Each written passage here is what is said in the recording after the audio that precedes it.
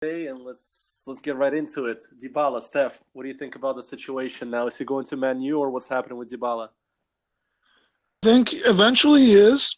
They're just trying to figure out how much he actually wants. And he wants a Juventus. But it's looking like it's going to be a done deal in about maybe. Damn. I mean, I don't agree with you, but I'll let Ricky go first with this one. I mean, second.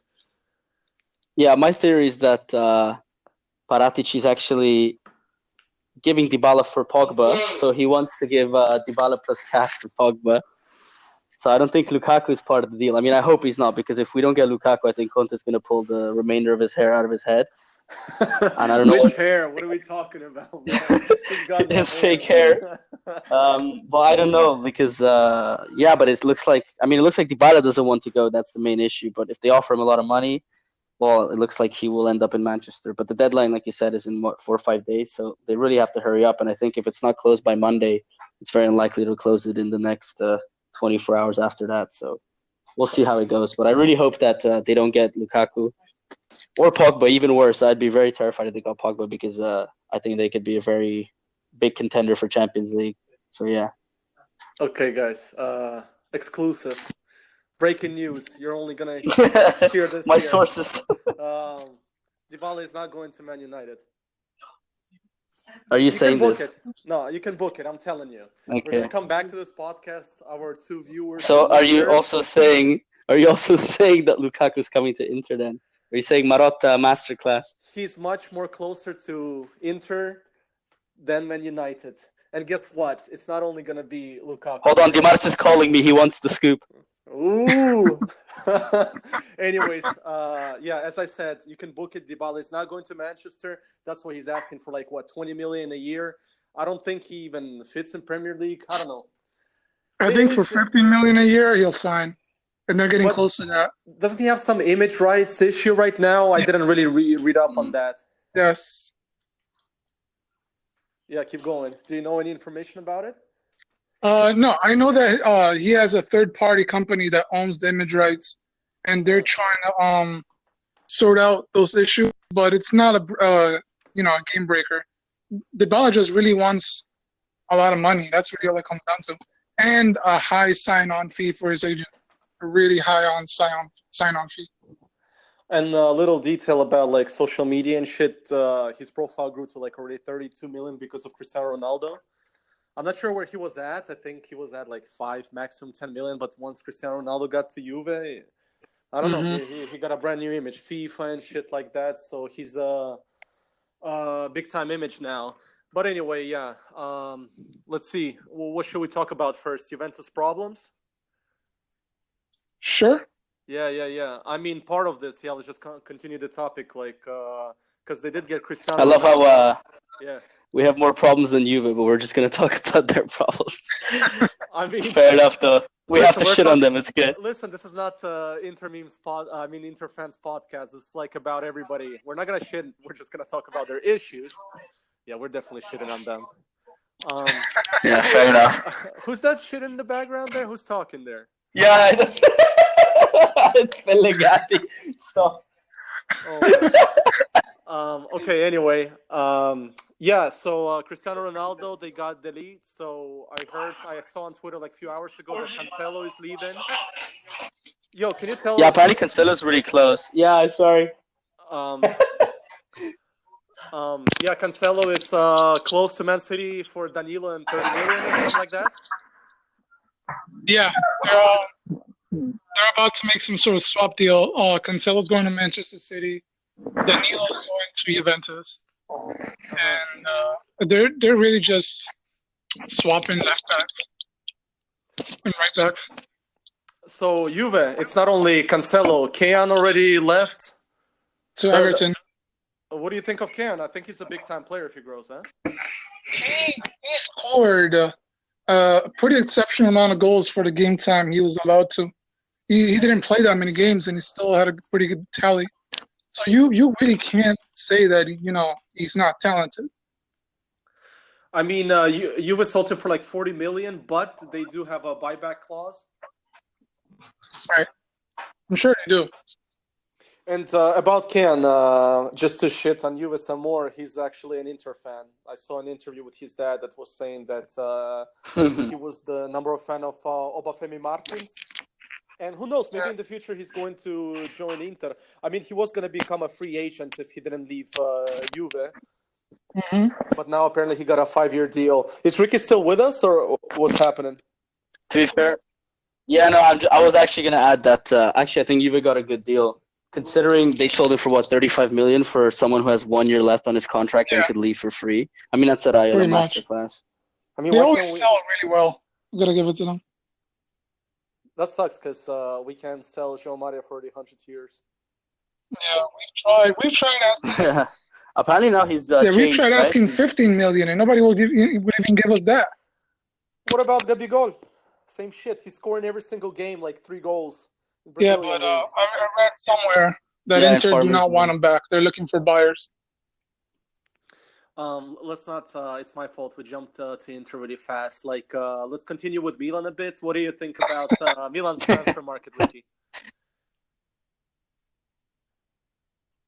I mean, I'm actually surprised. I thought they were in a worse situation than they are. Of course, they sold as well Cutrone and Andres Silva. They're selling him apparently, so they're probably going to get 50 million in. And Donnarumma was also rumored to leave, but he's staying apparently. So I don't know, but no, they haven't bought anyone big. I mean, it's minor. It's Serie B team players like Empoli, you know. So I'm not really worried about Milan. I don't think. At least I hope they won't be our contender with us for top 3. For all the viewers, for all the viewers, we're not Inter Fans podcast, all right? Oh no, we're not Inter Fans podcast. I'm sorry. What about the new kids? Yeah, well then Milan will be. I think Milan will come fourth. You're breaking off to me at least. I don't know, Steph. Can you hear Ricky? You both breaking up a little bit. Oh, okay. Now I'm fine. Ricky, are you still there? Oh, Ricky's gone. I think because he told me his Wi-Fi breaks. It was going in and out, right? Yeah. I mean, Ricky, when you're back, speak to us. Shit, if he's gone, he's gone. Like, I have to call again or something like that, right? No, it says that he's actually still in the call. But I mean, if he does go out, like his Wi-Fi, he has to join in. His Wi-Fi? No, I just use 4G. Oh, okay, you're still there. Listen, I was talking about. Yeah, my Wi-Fi broke again. I was talking about this kid, Leao. Well, what is your opinion about him, Steph? He looks like another Andre Silva, to be honest. And I don't mean that in a bad way. I mean that he's got bags of technical ability, but he doesn't look like he has that killer instinct in front of goal that young players like Martinez or even Cutrone had a little bit of. Mm-hmm. His goal tally isn't that impressive. He has 8 goals in 24 games. Yeah. Man, I hope you're right about him because I think eventually one of the top teams is going to hit on a big-time striker. Like Milan, they haven't had a big-time striker already for a while. I mean, since the glory days. I don't consider Piontek a big-time striker yet. You don't? No. I mean, I know that he did start off the season in Genoa well when he scored 11 goals in 8 games. Yeah, he overshadowed Cristiano Ronaldo's debut season in Serie A. But he did have 8-game streak with Milan where he didn't score at all, right? Right, but that's because the whole team was probably tired and over fatigued, and chances weren't coming in for him. But honestly, if you look at the goals he was scoring, there were some really quality goals. All right, we got a Piontek fan here. Ricky, what about you? Are you alive? Ricky. Okay. Sorry for all the viewers. We lost Ricky. It was great 5 minutes from him. Thanks for the information. I'm sure we'll have him back soon. Yeah, because soon we're going to start the hottest topic of the day, but of the month. Of the past, 6 months for Inter? Icardi? Okay, let's talk about something else for 2 more minutes about Inter and stuff like that until Ricky comes back because I want him to be on this. So, Steph, how do you feel about Inter's transfer market so far? The players that we did get. Honestly, the transfer market has been going great, except for the fact that we only have 3 weeks left to get 2 strikers at minimum. if it weren't for that time limit, I would say that we were doing great. But unfortunately, we really need strikers. All we have right now is Lautaro. And Longo. that's going to force players to play out of position like Politano. And the first game of the season is going to be Lecce, and that's fine. But after that, we're in deep shit if we don't have actual strikers. Okay, I'm going to give out a player to you, and you just give a rating 1 till 10, how you feel about him. Sensi. Sensi, 7.5. 7.5, wow. I mean, he did have decent crosses. Yeah, it's because of the crosses, assists and shit? It's really because he can hold up the ball up amazingly. His passing accuracy on the charts is always at least 89%. I've seen him score goals. He's actually a good scoring midfielder, and overall, I really rate him. I hope that he has a great season with us under contract. Yeah, coming back to Sensi a bit, do you think that he will start if we don't sign any other midfielder this year? I think he's a starter right now. Because I think Mr. Eeks is coming. Oh, Ricky, in midfield. I'm back. I'm back with the nuke. Ricky Nuke.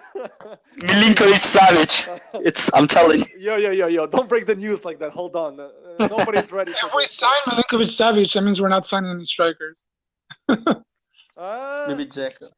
Ricky, listen, we're doing this game where I'm calling out a player and you just give a rating 1 till 10. Yeah, I heard. Yeah, okay, guys, next. Ricky goes first. Barella. Ooh, Barella. I mean, I think he's a good player, but for what he's cost, I don't know. Like, in terms of player, probably 7.5 or 8, but for how much he's cost, we'll see. No, I don't know. I'm skeptical, but I hope we need a rating, Ricky. Okay, if you need a rating, I'll go 7.5 because that's quite, Damn. What about you, Steph? Barella? Yeah. I'm not going to take into account the friendlies he's played for like 15 minutes with us. They don't really count. I'm going to talk about the season he had with Cagliari, where he was the best ball-winning midfielder in Serie A. Okay. That's what I really rate about him. That's his job. He doesn't have to score goals. Who cares if he has one goal? That's not his job. His job is to win the ball back, supply it, and feed it back to our forwards, and create more chances and keep possession for us. He's great at that. So honestly, it's a stellar signing. You couldn't get anyone better for the job. I'm leaving towards your point. The thing is, I'm pissed off like all the other Inter fans is that, like Ricky said, he cost us a lot, and we didn't do the Nainggolan transfer with him. How much did Nainggolan go for to Cagliari? Remind me again. On loan. Yeah. Are they even paying their salary? His salary? No, I think most. Okay. I'm telling you right now because I know Cagliari's president really well, and he's a cheap ass. Okay, but I mean, it's our fault. But I mean, at the end of the day, Nainggolan wanted to go home. We know his situation, but business is business. Oh well. But I think it's a strong move by the club because if we want to get rid of Nainggolan and Icardi for their behavior and become a serious club and not be a mean club like we were in the last 5 years. You know what I mean? Yeah. Sorry, Steph, I didn't hear you. Can you get back? Oh, can you hear me now? Yeah. Okay, no, I was saying, sorry to interrupt. We know about Icardi's behavior. We know that he refused to play. And but we don't know much about what Nainggolan really did other than stay up and party and, not have a professional life throughout the season. That's fine, but we don't know much about behind the scenes in the locker room. I think, sorry to interrupt, also that Nainggolan didn't want to stay at Inter anyway. Like throughout the season, there was even a recording saying that he wants to go back to Roma, that it sucks at Inter. And I mean, this stuff gets out, and... But is that really a reason to sell a player after a year? Yeah. I mean, if he doesn't want to be there, if he parties like you said, I'm with the management. But even if we don't know the reason, if the management says that he's out of the project, and this was before Conte came, it wasn't Conte's decision, at least from what I'm aware. That means that they know something that we don't. And same thing for Icardi. We don't know everything, but if the management decides, not only Marotta but Zhang, and everyone keeps saying it, and they've been saying it for months, then. Well, at least for Icardi, it's been for months. For Nainggolan, maybe a couple of months. He's been out of the project, and they know something, and they're making the decision.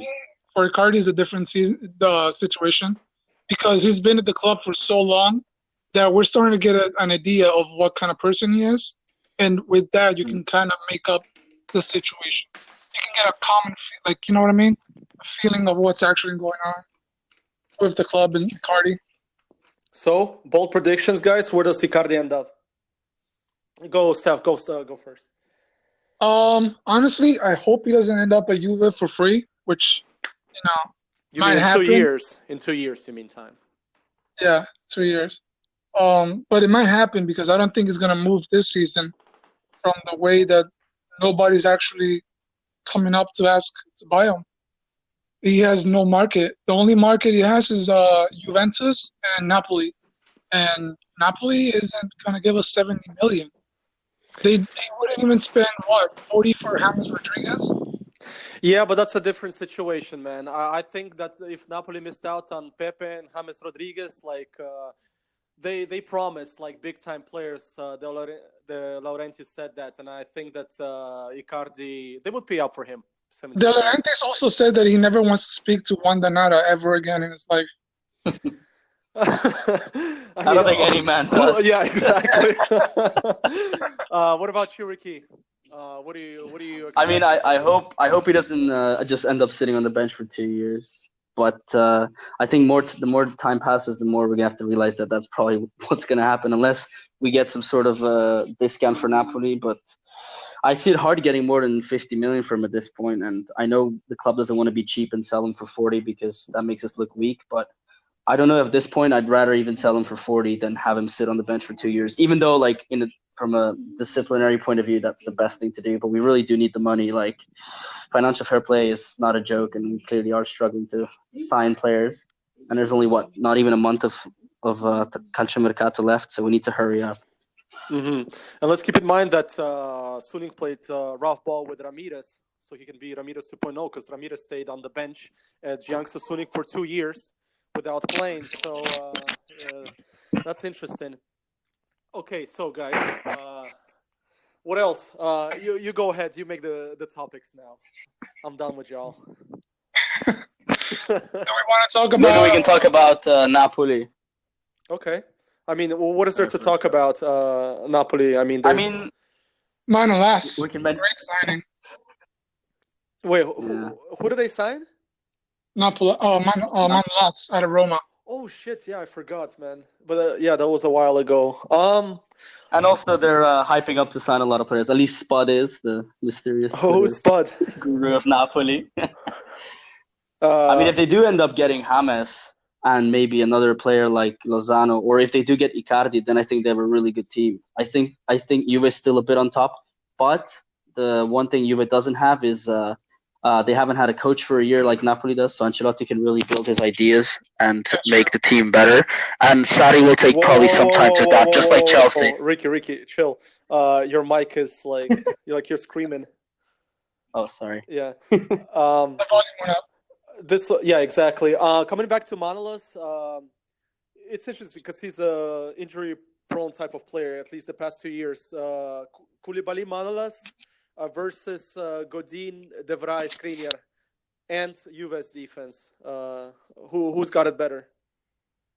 Honestly, I'm gonna be biased and say that Skriniar and De Vrij in a two-man defense are still the best couple in Serie A.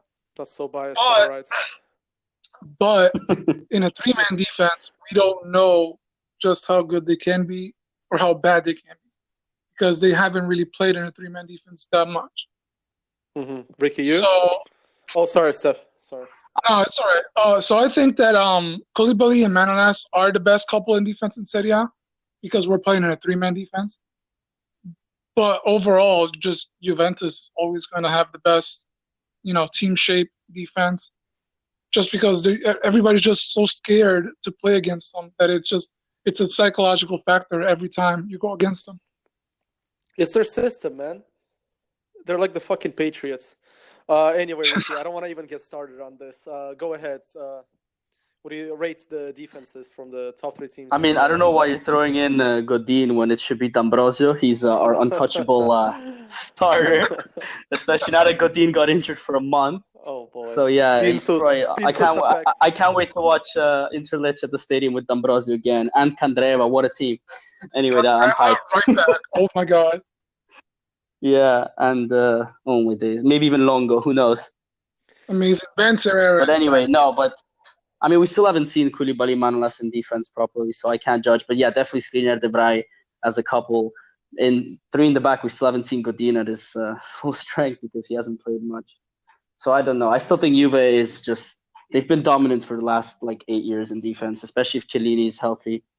And De Ligt is interesting, but he still he has made a lot of mistakes I've seen, especially against Inter. So we'll see. We'll see how it goes this year. All right, guys, are we ready to do the predictions? So let's do top 7.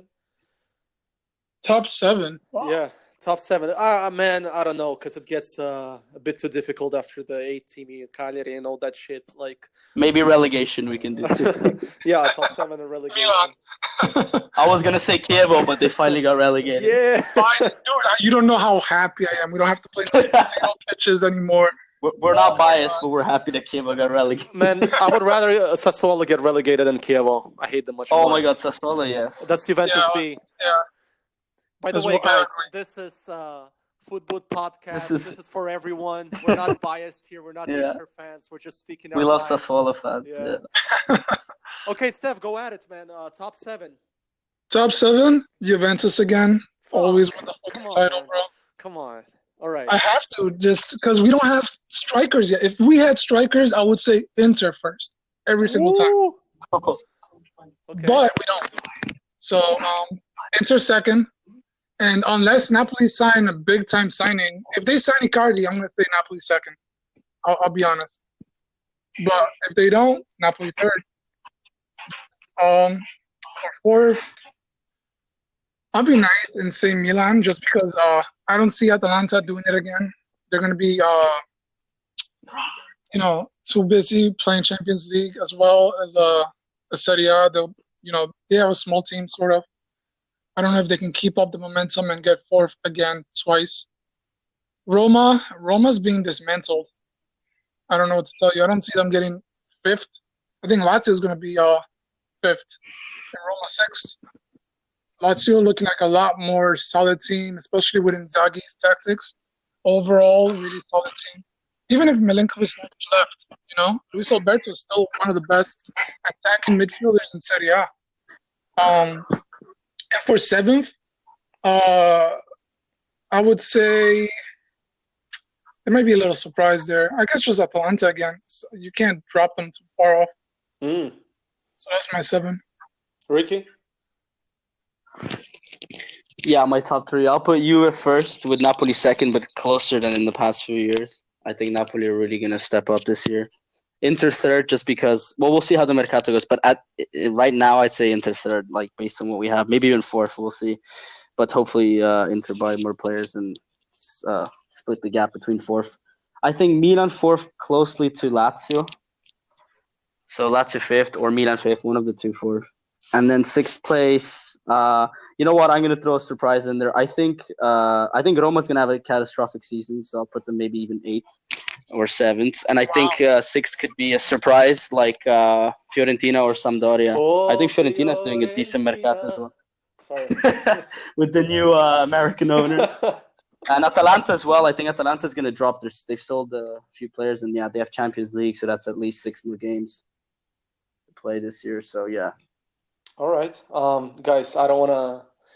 Since you both said that you was winning the Scudetto, I'm going with a surprise. Big surprise. Cagliari. No. Close. They have a better midfield. Well, definitely better midfield than Inter. So, man, this is a tough one. I see the Scudetto being a two-way race between Inter and Juventus. But eventually, Antonio Conte is going to do fucking magic. He's going to do fucking magic. I'm telling you. We hope so, but we're not biased. We're not biased. Guys, listen. We just like surprises, that's all. I feel like it's going to be a lot like Mancini's team a couple years ago. It was like 5-6 years ago when we went on this like 1-0 streak of 10 games. I see this being a really stable physical team, and we're going to pull it out of our asses. And eventually, we're going to play the Scudetto in Atalanta, and we're going to win the toughest game of the season there. And Inter is going to win the Scudetto. I'm in tears almost. Holy shit, I can't believe this. And Capocannoniere Longo. We're going to get into Mercato later on, maybe even on the other pod. So listen, Inter first, Juventus second, third, Napoli, fourth, Lazio. I actually love Lazio under Simone Inzaghi's system, but no way in hell they're going to be third because Juve is there. Sorry, because of Napoli. I see there's going to be a little distance between those two. And Milan, holy shit, for the, 7th or 8th year in a row, they don't get to Champions League. So they're going to be fifth. And I'm going to throw in their surprise also. I'm going to say that Roma is going to be 10th, mid-table team. Oh. Yeah, they're going. Yeah, they're going in crisis. That's mode. bad. I'm telling you. They're selling Trigoria. It's over. Yeah, they're selling Trigoria. Fonseca is going to be fired in August. No, not August. The season didn't even started. After the first game. And yeah, I see Fiorentina having a good year. Actually, Fiorentina, Atalanta getting 6th and 7th places. So yeah, it's going to be a much more interesting Serie A than the past 8 years. I can't believe we're saying this. Like, what, 8 years of you were winning the Scudetto? 8 years, guys. We're getting. It's like League One, the French League, when Lyon won. It takes a miracle to take it at this point from them. Why is that? Is it the system? Is it the referees? Honestly, We're not biased, but it's the referee. Do you really want my honest opinion here? No, that's Interfans podcast. That's for another topic. Holy shit, man. Juventini are going to fucking hate us. I would love to have Juventini come on this pod. We can debate anytime about 1998, Ronaldo penalty, 2006, doping. whatever you want. Yeah, whatever you want. Just Juventini come, just make Calciopoli. sense. Calciopoli, Godopoli.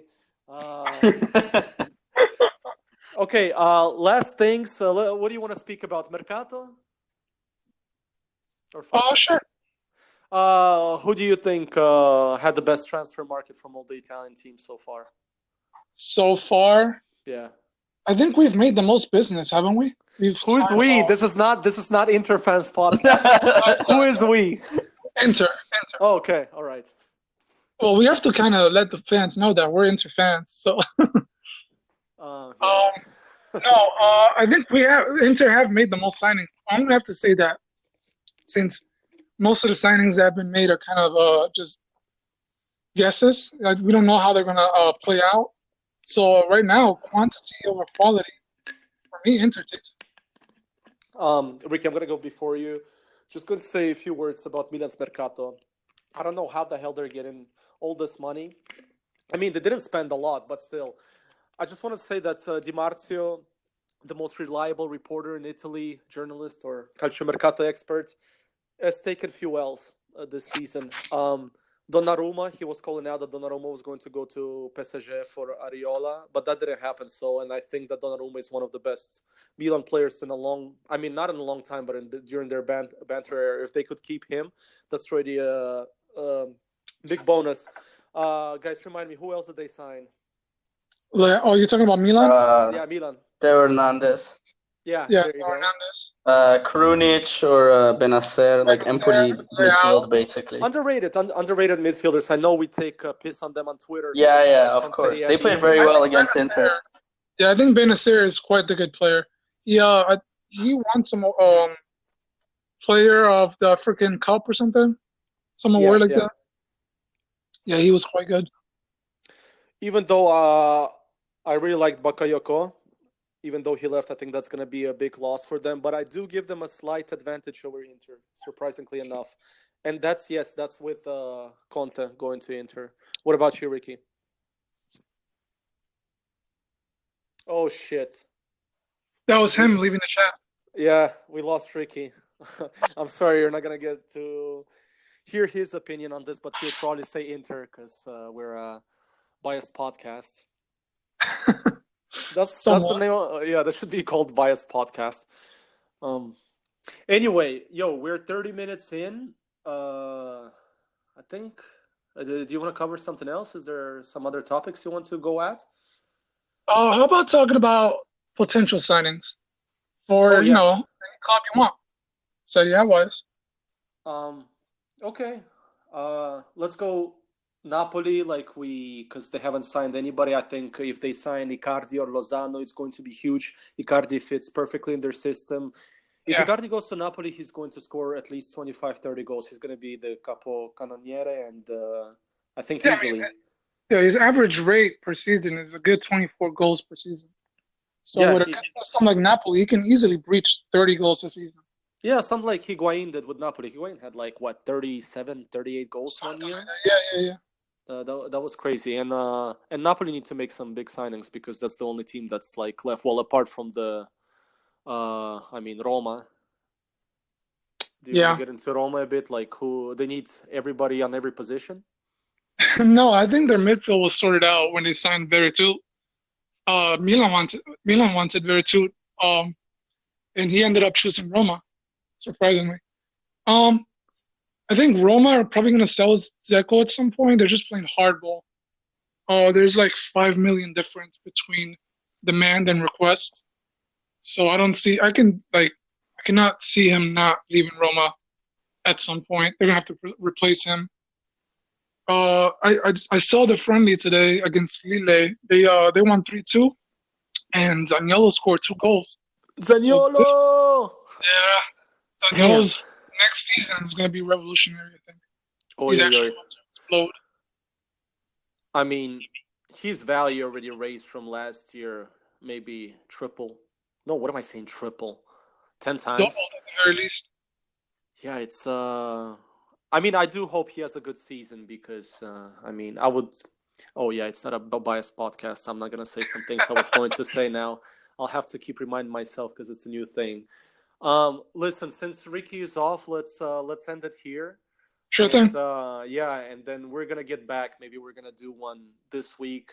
Now I'm going to work on it, edit it, and shit like. Yeah. So sorry for my Wi-Fi. It's okay. I saw, yeah. Yeah. Anyways, it was good speaking to you. Thanks for joining in. And Football Podcast is going to be bringing other stuff, not only from Serie A. I think it would be great if we can discuss shit with fans from other leagues and stuff like that, because it's not only about Serie A. We're mostly interested in Serie A, but still, there's more to it once Champions League starts. For sure, man. I appreciate you having me. All right, man. Take care. You too. All right. See ya, man. The podcast you just heard was made using Anchor. Ever thought about making your own podcast? Anchor makes it really easy for anyone to get started. It's a one-stop shop for recording, hosting, and distributing podcasts. Best of all, it's 100% free. Sign up now at anchor.fm/new. That's anchor.fm/new to get started.